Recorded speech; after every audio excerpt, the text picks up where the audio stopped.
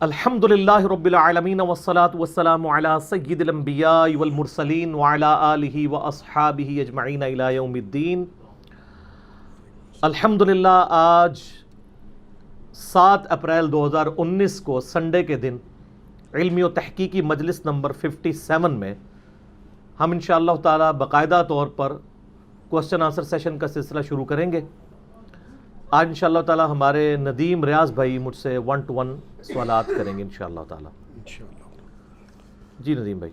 نحمدہ و نصلی علی رسولہ الکریم، اما بعد، فاعوذ باللہ من الشیطان الرجیم، بسم اللہ الرحمن الرحیم، اللہم صلی علی محمد وعلی آل محمد۔ پہلا سوال ہے، علی بھائی نے ایک لیکچر میں چند ٹی وی اینکرز کی کچھ تعریف کی تھی، مثلا حامد میر، سید طلعت حسین، شاہ زیب خان زادہ اور نجم سیٹھی صاحب۔ پلیز اوریہ مقبول جان صاحب کے حوالے سے بھی اپنے نظریات عوام الناس سے شیئر کریں، کیونکہ آپ کی ان کے ساتھ 2018 میں ڈیٹیل نشست بھی ہو چکی ہے۔ ہاں جی، اوریہ مقبول جان صاحب جو ہیں حفظہ اللہ تعالی، شریف النفس قسم کے انسان ہیں اور دلیر، ایک پاکستان کی صحافت میں ایک دلیر آدمی ہیں۔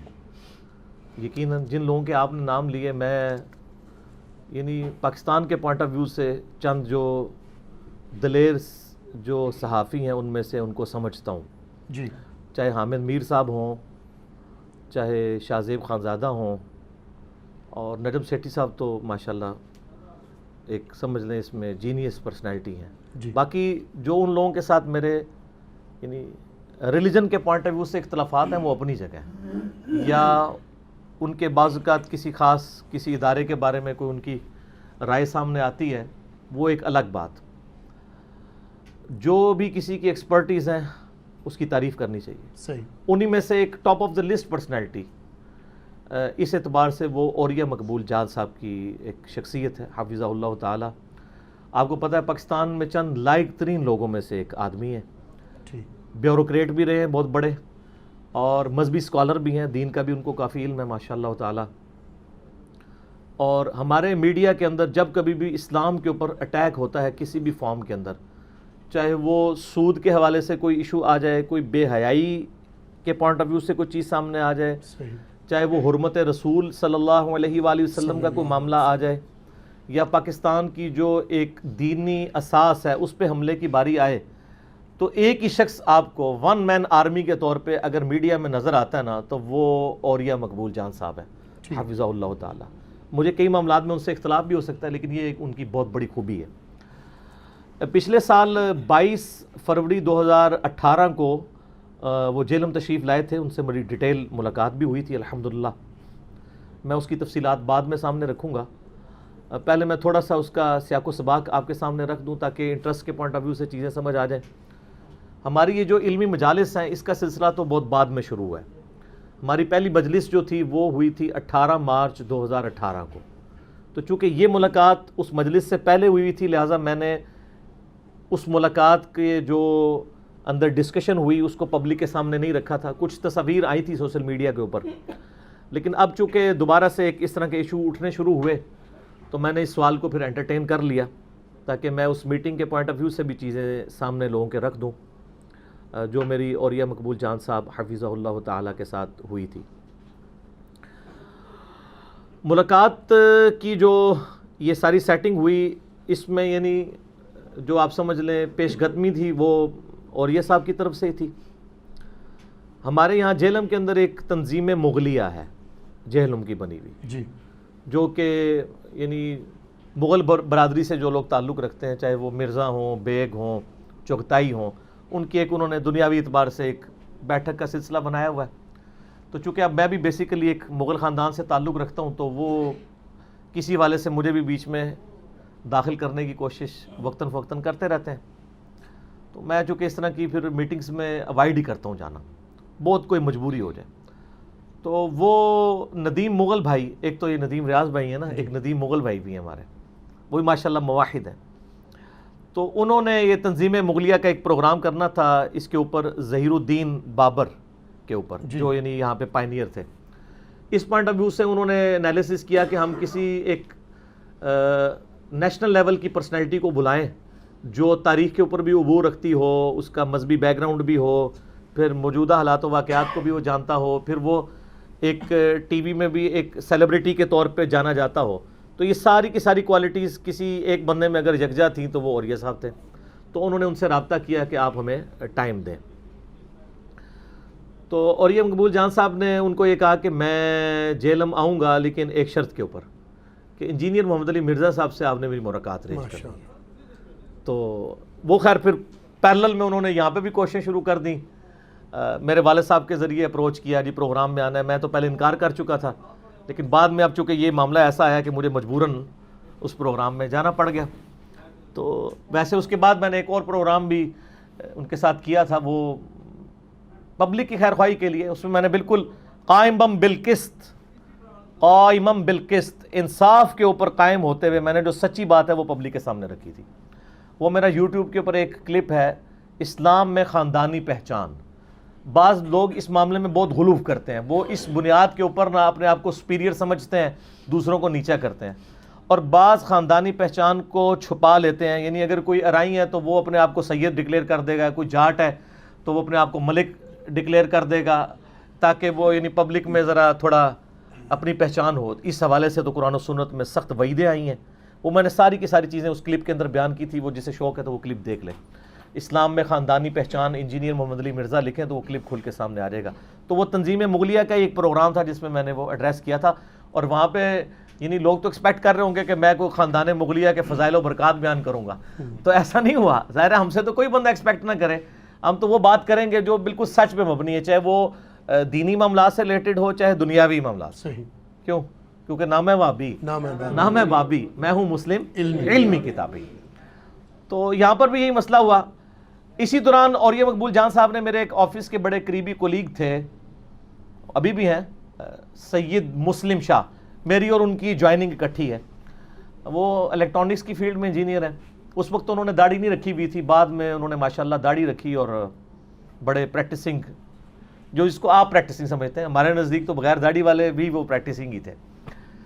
تو وہ کافی معتقد ہیں اوریہ مقبول جان صاحب کے. تو ان کو اوریہ صاحب نے اپروچ کیا اور کہیں ان سے ذکر کیا تو انہوں نے کہا وہ تو میرے آفس کے کولیگ ہیں، تو میں آپ کی ان سے بات کرواتا ہوں. وہ پھر جب وہاں پہ لاہور گئے ان کو ملنے کے لیے تو انہوں نے پھر فون پہ مجھے کہا کہ علی یار اس طرح اوریہ صاحب نے آپ سے بات کرنی ہے. میں نے کہا جی ہمارے بزرگ ہیں، ہماری بات کروائیں، ہمارے لیے ایک سمجھ لیں حوصلہ افزائی ہے. تو وہ انہوں نے ماشاءاللہ بڑا خوشی کا اظہار کیا. کافی ساری ویڈیوز انہوں نے دیکھی ہوئی تھیں. تو مجھے کہنے لگے یار میں جہلم آ رہا ہوں تو آپ نے میں نے آپ کے گھر آ کے آپ سے ملاقات کرنی ہے، تو آپ نے مجھے ٹائم دینا ہے. تو میں نے کہا سر اتوار کے علاوہ یعنی کوئی دن ہوا تو میرے لیے آسانی ہوگی. بہرحال آپ آ جائیں، تو آپ کو میرے گھر آنے کی ضرورت نہیں ہے، آپ کدھر آ رہے ہیں؟ انہوں نے کہا جی اس طرح وہ تنظیم مغلیہ کا پروگرام ہے، وہاں پہ مجھے انہوں نے بلایا ہوا ہے. تو ان کو بھی میں نے کہا کہ انجینئر صاحب کو بلائیں تو میں آؤں گا بھی انشاءاللہ ان سے ملاقات. تو میں نے کہا سر میں خود ہی حاضر ہو جاؤں گا بجائے کہ آپ تکلیف کریں. یہ 22 فروری 2018 کی بات ہے. مغرب کے وقت آلموسٹ پروگرام شروع ہوا. تو میں جب یعنی وہاں پہ پہنچا تو اسی وقت تقریباً اوریہ صاحب آئے اور بڑی شفقت فرمائی. انہوں نے مجھے اپنے ساتھ یعنی فرنٹ کے اوپر صوفے پہ بٹھایا. پھر وہ جو باقی لوگ تقریریں کر رہے تھے اس دوران گپ شپ شروع ہوئی مختلف ٹاپکس کے اوپر. اس کی تصاویر بھی یوٹیوب کے اوپر ہمارا یہ جب کلپ چڑھے گا اس میں ہم اٹیچ کر دیں گے. ویسے سوشل میڈیا پہ تو پہلے ہی آ چکی تھی. پھر اس کے بعد ان کی تقریر آئی اور اس تقریر میں انہوں نے بڑی شفقت فرمائی. وہ کسی حدیث کا ریفرنس دینے لگے تو انہوں نے پھر کہا کہ جی انجینئر صاحب بیٹھے ہوئے، اب میں ان کے سامنے حدیث بیان کرتے ہوئے تو عجیب سا لگ رہا ہوں. یہ حدیث کی فیلڈ کے جو ان کی مطلب میرے بارے میں اس نے زن ہے، اللہ تعالیٰ ان کو جزائے خیر دے. ہمیں تو ایسے بزرگوں کی دعائیں چاہیے جو اتنا ظرف رکھتے ہیں اور علم کی قدر کرنے والے لوگ ہیں. تو یہ یعنی بڑی اچھی ان کے ساتھ ایک نشست والا معاملہ رہا. اس کے بعد پھر کھانے کی ٹیبل پہ میں نے تو کھانا نہیں کھانا تھا، میں پہلے کھا چکا ہوا تھا. بہرحال میں کھانے کی ٹیبل پہ تھرو آؤٹ ان کے ساتھ بیٹھا رہا. اس کے بعد بھی ان کے ساتھ ڈیٹیل ڈسکشن مختلف ٹاپکس کے اوپر ہوئی. اب وہ ساری باتیں یعنی پبلک کے سامنے رکھنا تو ممکن نہیں ہے. کچھ باتیں ظاہر ہے کہ ایک پرائیویسی میں ہوتی ہیں، ان کو پرائیویٹ ہی رہنا چاہیے. جو پبلک کے ایک بھلے کی کوئی بات ہے جو پبلک تک پہنچانے میں پبلک کا فائدہ ہو تو وہ چیزیں پبلک کے سامنے رکھنی چاہیے. تو میں انشاءاللہ تعالیٰ آپ کے سامنے رکھ دوں گا. سب سے پہلے تو میرے لیے ایک یہ سعادت کی بات تھی کہ اوریہ مقبول جان صاحب نے کافی ساری میری ویڈیوز الحمدللہ دیکھی ہوئی تھی. تو وہ جب ڈسکشن شروع ہوئی تو انہوں نے مجھے کہا کہ جی میں نے جو پہلا ان کا جملہ تھا نا وہ یہ تھا کہ جی آپ نے جو ناسبیت کے خلاف جہاد کیا ہے نا یہ میرے لیے سب سے زیادہ پسندیدہ چیز ہے آپ کے ریفرنس سے سنی شیعہ کنفلکٹ میں. اور وہ کہتے ہیں اس حوالے سے آپ نے جتنی ویڈیوز ریکارڈ کروائی ہیں, کوشچن آنسر سیشن علی الحسن نقوی صاحب کے ساتھ ہوا, یہ سارے میں نے ڈیٹیل کے ساتھ دیکھے ہیں.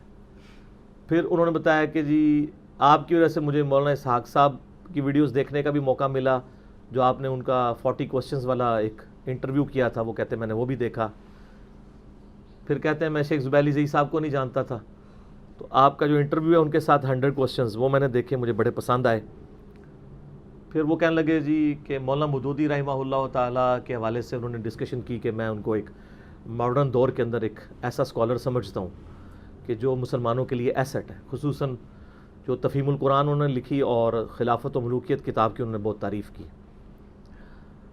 اور پھر ڈاکٹر اسرار صاحب کی بھی گفتگو شروع ہوگی ان کے حوالے سے بھی, تو وہ کہتے ہیں میں ڈاکٹر اسرار صاحب کا بڑا فین ہوں, قرآن کے حوالے سے ان کی بڑی خدمات ہیں ماشاء اللہ تعالیٰ. تو اسی دوران میں نے ان سے پھر کچھ باتیں, تو ظاہر ہے کہ میری ایک عادت ہوتی ہے کہ میں جب کسی کی کوئی اچھی باتیں اگر ہائی لائٹ کرتا ہوں تو جو مجھے اس کی ذات کے حوالے سے کچھ کمزوریاں نظر آتی ہیں تو میری کوشش ہوتی ہے کہ میں ان کمزوریوں کو بھی یعنی پبلکلی ان کے سامنے رکھ دوں کہ سر آپ کے اندر یہ چیز مجھے نظر آتی ہے کہ آپ میں کمزوری پائی جاتی ہے اس حوالے سے. تو وہ میں نے چیزیں ان کے سامنے رکھی. مثال کے طور پہ میں نے ان سے یہ عرض کیا کہ جاوید احمد غامدی صاحب کے بارے میں جو آپ کا کلپ آیا ہے مجھے دیکھ کے بڑا افسوس ہوا ہے. آپ نے کافی غلو کیا اس معاملے میں, اور ان کا جو رد کرتے ہوئے آپ نے بڑی سختی سے کام لیا ہے کہ جی غامدی صاحب جو ہے اس ملک کو سیکولر بنانا چاہتے ہیں اور یہ براڈ بیس ایجوکیشن کے پوائنٹ آف ویو سے. تو میں نے کہا میں نے ان کی کتاب پڑھی ہے, انہوں نے اس طرح کا تو ذکر نہیں کیا تھا جس طرح کا آپ کہہ رہے تھے, وہ تو ڈیفرنٹ انداز میں. تو مجھے کہنے لگے نہیں وہ باتیں بھی کچھ اس طرح کی کر جاتے ہیں. میں نے کہا جی وہ ٹھیک ہے کر جاتے ہیں, ہمیں بھی کئی معاملات میں ان سے اختلاف ہے, لیکن فی نفسی میں کوئی ان کو اسلام کا دشمن نہیں سمجھتا ہوں. یہ جس طریقے سے آپ نے اس معاملے کو پریزنٹ کیا, پھر آپ کو پتہ ہے کہ وہ غامدی صاحب کے اسٹوڈنٹس نے پھر ظاہر ہے کہ وہ ساری کی ساری جو غامدی صاحب کی تحریرات تھیں وہ یوٹیوب پہ ایک ویڈیو کی فارم میں دکھائیں کہ جی یہ جو ہے وہ اوریہ مقبول جان صاحب کہہ رہے ہیں اور یہ غامدی صاحب نے کہا ہوا ہے, اب آپ خود فیصلہ کریں کہ وہ کس براڈ بیس ایجوکیشن کی بات کرتے ہیں, کیا گوروں والی یا اسلام والی. کیونکہ اس میں تو انہوں نے کہا ہے کہ میں یہ نہیں کہتا ہوں کہ 12 سال تک وہ والی ایجوکیشن ہو جو گورے دیتے ہیں, میں یہ کہتا ہوں کہ 12 سال تک ایسی ایجوکیشن دی جائے جس کے بعد وہ بچہ یعنی ایکول سب کو ایجوکیشن دی جائے, اس کے بعد اس کی فیلڈ ڈیسائیڈ کی جائے. اور اس میں انہوں نے یہ بھی بتایا کہ قرآن بھی ترجمے سے پڑھایا جائے, یہ سب کچھ ہے جو اب قرآن ترجمے سے پڑھایا جا رہا ہے, قرآن کی بیسک ٹرمز بتائی جا رہی ہیں.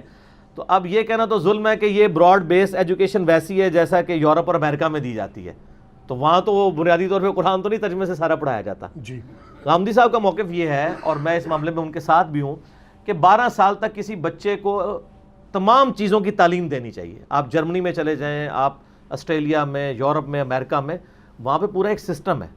یہاں تو بچپن میں ہی ایک لائن سیٹ کر دی جاتی ہے, اس نے ڈاکٹر ہی بننا ہے, اس نے انجینئر, چاہے اس میں کیپیبلٹی نہ ہو ڈاکٹر بننے کی یا انجینئر بننے کی, ہو سکتا ہے وہ کسی اور فیلڈ میں فلرش کرنا چاہتا ہو, تو اس کے لیے پہلے 12 سال ایک جیسی تعلیم دی جائے, اس کے بعد دیکھا جائے ٹیچر کا یہ کام ہے وہ دیکھے کہ اس کو کس لیول تک لے کے جانا ہے, اس کو کس فیلڈ میں لے کے جانا ہے. تو غامدی صاحب کا یہ موقف تھا.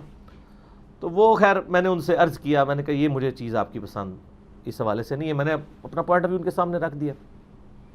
پھر آپ کو پتہ ان دنوں وہ ختم نبوت کے حوالے سے بھی پاکستان میں ایک جماعت نے ایک پورے ملک کے اندر ایک سلسلہ کھڑا کیا ہوا تھا, تو اس میں آپ کو پتہ ہے کہ اوریہ مقبول جان صاحب ان کی کافی سپورٹ کر رہے تھے. یہ میں بات کر رہا ہوں جب وہ پہلا دھرنا ہوا تھا, دوسرے دھرنے کی نہیں. دوسرے میں تو جو اس میں تو پہلے دھرنے میں ہمارے جیسے سمجھدار لوگوں کو سمجھ آ گئی تھی, دوسرے دھرنے میں بیوقوف لوگوں کو بھی سمجھ آ گئی تھی جن کو پہلے دھرنے میں سمجھ نہیں آئی تھی. ٹھیک ہے, تو چلے شکر ہے بعد میں بھی سمجھ آ گئی.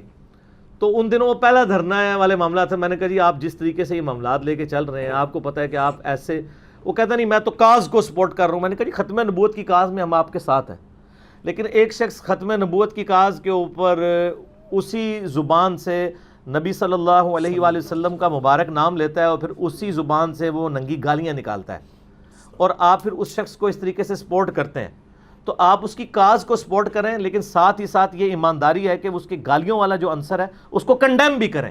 جی ورنہ ایک مذہبی آپ جیسی شخصیت جب یہ بات کرے گی تو لوگ کہیں گے کہ ماشاءاللہ مذہب کے نام پہ گالیاں نکالی جا سکتی ہیں. تو اللہ کے فضل سے اور یہ صاحب نے میری اس بات کے ساتھ ایگری کیا کہ یہ آپ کا پوائنٹ آف ویو ٹھیک ہے، اور پھر کہنے لگے جی انجینئر صاحب سچی بات ہے، مجھے تو اس کی گالیوں کا بعد میں پتہ چلا ہے، پہلے تو مجھے آئیڈیا نہیں تھا. میں نے کہا اب بھی آپ کی ذمہ داری ہے کہ آپ جب بھی بات کریں تو صحیح طریقے سے کریں. اور ماشاءاللہ بڑے صحیح عقیدے والے بندے ہیں. میں نے خود ان کو یعنی جو ہے وہ آپ کو پتہ ہے ان کا پروگرام حرف راز کے نام سے چلتا ہے نیو ٹی وی کے اوپر، بڑا اچھے ایکسپرٹ اوپینین ان کی طرف سے آتے ہیں، رات کو 11 سے 12 چلتے ہیں. میں اس وقت تو نہیں خیر دے سکتا، یوٹیوب کے اوپر میں ریکارڈنگز ان کی دیکھتا ہوں. حالات حاضرہ کے اوپر بھی پوری یعنی آپ سمجھ لیں پوری دنیا کے اندر جو حالات چینج ہو رہے ہیں اس کے پوائنٹ آف ویو سے بھی، اور ود ان سب کانٹیننٹ اور پاکستان کے اندر جو حالات چل رہے ہوتے ہیں اس کے اوپر بڑا اچھا ان کا تبصرہ آتا ہے. کئی معاملات میں آپ اختلاف بھی کر سکتے ہیں، بہرحال اوور آل ایک مذہبی سوچ ان کے اندر ہے، اور ایک وہ سیسا پلائی ہوئی دیوار بنے ہوئے ہیں، ون مین آرمی بنے ہوئے ہیں ہمارے اس میڈیا کے دور کے اندر. بلکہ پچھلے دنوں ان کے پروگرام کے اوپر بھی 1 مہینے کے لیے پابندی لگی، جو 1 گھنٹے کا پروگرام ان کا آتا تھا.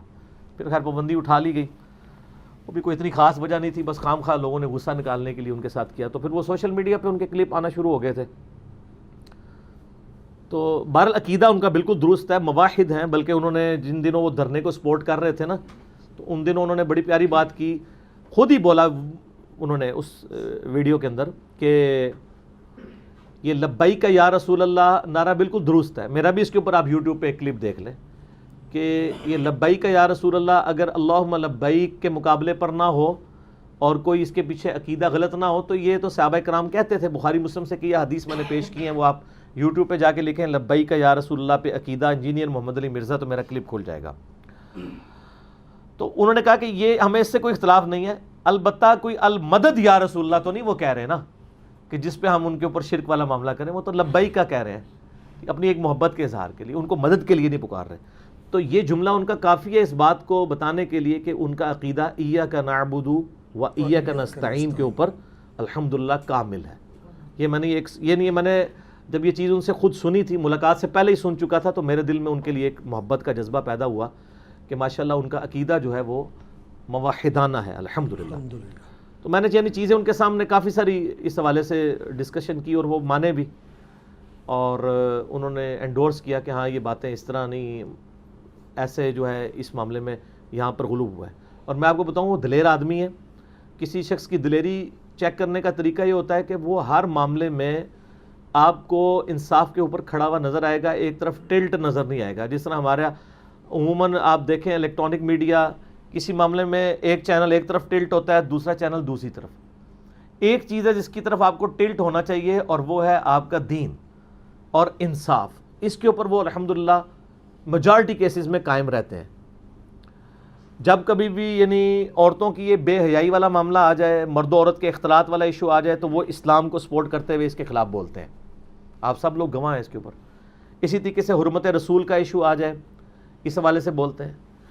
اور سیاستدان جو غلط یعنی عوام الناس کے ساتھ جو کچھ غلط کھیل کھیل رہے ہوتے ہیں، چاہے وہ نون لیگ والے کھیل رہے ہوں یا پی ٹی آئی والے کھیل رہے ہوں یا پیپلز پارٹی والے یا جماعت اسلامی والے، وہ سب کی اچھی چیز کو اچھا کہتے ہیں، بری چیز کو برا کہتے ہیں.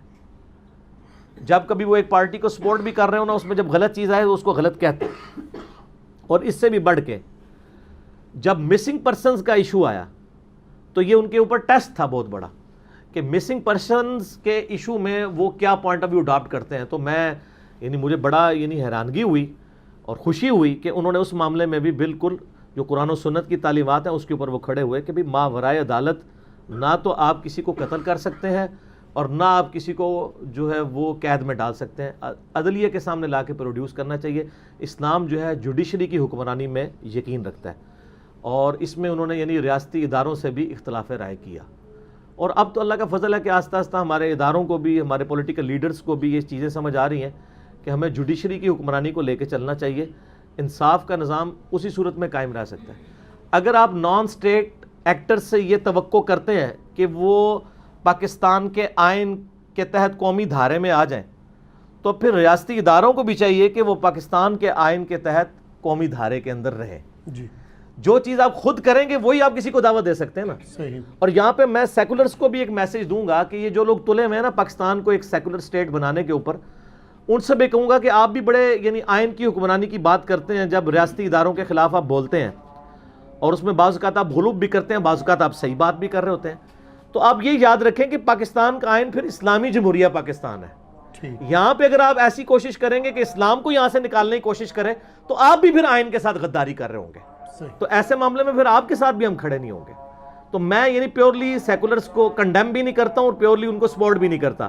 اسی طریقے سے جو پیورلی مذہبی لوگ ہیں میں 100% ان کو سپورٹ بھی نہیں کرتا اور 100% کنڈیم بھی نہیں کرتا, بلکہ میری کوشش ہوتی ہے جو سچائی کے اوپر معاملات چل رہے ہیں نا ان کو سپورٹ کیا جائے, اور جو سچ کے لیے لوگ کھڑے ہوئے ہیں نا ان کا ساتھ دیا جائے. تو میں بتا رہا تھا کہ یعنی ون مین آرمی کے طور پہ, ایک دلیر صحافی کے طور پہ, اور ایک محب الوطن پاکستانی کے طور پہ, اور ایک مذہبی اسکالر کے طور پہ ہمارے میڈیا میں دلیری کے ساتھ جو بندہ بولتا ہے وہ اوریہ مقبول جان صاحب ہے. ظاہر ہے میں نے جہاں پہ اختلاف تھا وہ بھی آپ کے سامنے رکھا, لیکن جو ان کی اچھی بات ہے میں اس کو یعنی سپورٹ کرتا ہوں. بہرحال ہماری یعنی گفتگو کے اینڈ کے اوپر میں نے ان کو یعنی باہر ایک ہوٹل کے اندر پروگرام تھا تو واپسی تک ان کو میں چھوڑنے کے لیے آیا, میں نے ان کی دست بوسی بھی کی. میری عادت ہے کہ میں جو بڑی عمر کے لوگ ہیں یا اس طریقے سے جو لوگ ہیں میں حد رکوع تک جھکے بغیر ان کی دست بوسی کرتا ہوں. تو یہ شفقت کے لیے ہوتی ہے, اس اعتبار سے ایک محبت کا اظہار بھی ہوتا ہے, اور بزرگوں کی شفقت لینے کے لیے. بہرحال انہوں نے بھی شفقت فرماتے ہوئے انہوں نے میرا ہاتھ زبردستی پکڑ کے تو وہ مجھے کہنے لگے مجھے بھی لینے دیں, تو یہ ان کی شفقت ہے. بہرحال اللہ کا شکر ہے کہ ایسے لوگ ہمارے میڈیا میں موجود ہیں جو اسلام کے لیے آواز اٹھاتے ہیں, اور ان لوگوں کی کمی ہے. اگر دیکھا جائے زیادتی تو ایسے ہی لوگوں کی ہے جو اس طرح کے یعنی جو مذہب سے ریلیٹڈ چیزیں ان کو اوور لک کرتے ہیں اور چھوٹی چھوٹی چیزوں کو بڑھا چڑھا کر پیش کرتے ہیں. تو اس حوالے سے میں نے تو یعنی ان کو ون مین آرمی اس حوالے سے سمجھتا ہوں. باقی جو اختلاف رائے ہے وہ اپنی جگہ موجود ہے. وہ امام مالک رحمہ اللہ تعالیٰ کا قول ہے, قبر رسول صلی اللہ علیہ وآلہ وسلم کی طرف اشارہ کر کے وہ کہتے تھے کہ اس صاحب قبر صلی اللہ علیہ وآلہ وسلم کے علاوہ کوئی شخص ایسا نہیں ہے جس کی ہر بات مقبول ہو اور کوئی بات مردود نہ ہو سوائے آپ صلی اللہ علیہ وآلہ وسلم کے. اور آپ صلی اللہ علیہ وآلہ وسلم کے علاوہ کوئی شخص روئے عرض پہ ایسا نہیں ہے جس سے اختلاف نہ ہو سکے سوائے آپ صلی اللہ علیہ وآلہ وسلم کے. ٹھیک ہو گیا؟ جزاکم اللہ خیر.